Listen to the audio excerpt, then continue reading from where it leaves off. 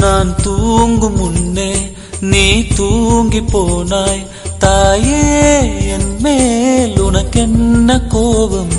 கண்ணான கண்ணே, என் தெய்வ பெண்ணே, கண்ணில் தூசி நீ ஊத வேண்டும்.